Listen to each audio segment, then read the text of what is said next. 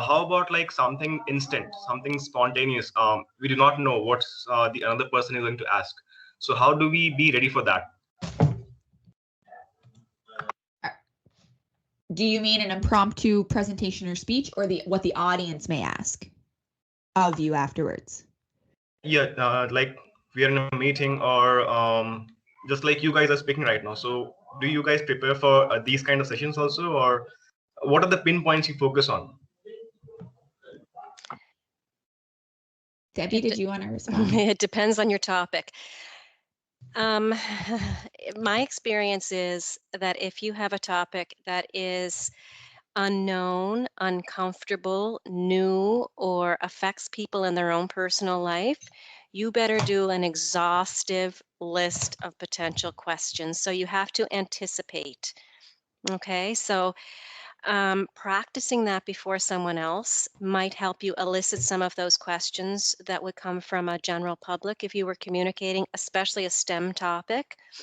So again, you should do an exhaustive Q&A type of process so that you're ready for just about anything. Is that to say there's going to be a question that's going to be thrown at you that you're not prepared for?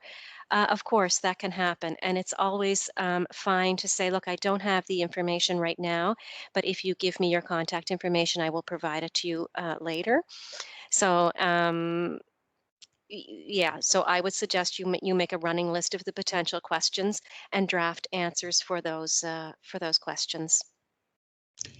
I agree with Debbie. So anticipating what questions may be asked, having your answers ready for that, knowing your information, knowing your material well, having confidence that you can, if there's a question thrown at you that you may not be prepared for, that you know enough about your material that you can answer that. But I also remind everyone, if you do not know the answer, don't pretend you know it. It is okay to say, that's a great question. Let me get back to you on that. And then follow up with that. So don't just say that. You want to follow up. But I'll give you a little insight into how I prepared. So we had a meeting last week. We knew that just to get ourselves organized and what this live panel may look like. We also, before I was jumping on today, I knew some points that I wanted to make sure I got across. I also anticipated some questions that you may have asked from the videos, and I just made myself little notes on a piece of paper in front of me. So I just have little words that I can look at and think, oh yes, did we touch on that? Or that might be helpful. So just again, giving yourself some of those points to remember, some of those bite-sized information that may be helpful. That answer your question?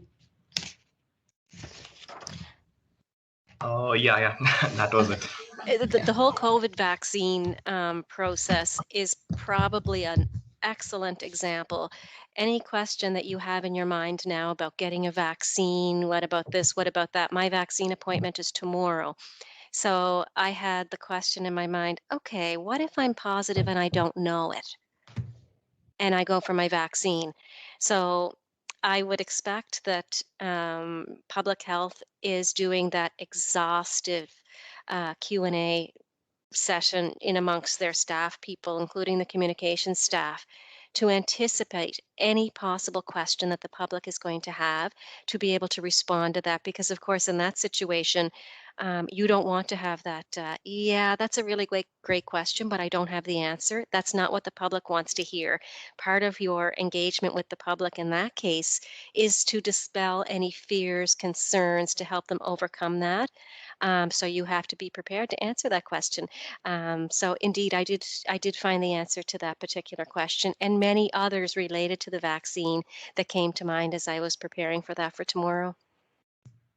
Great example, Debbie. Thank you.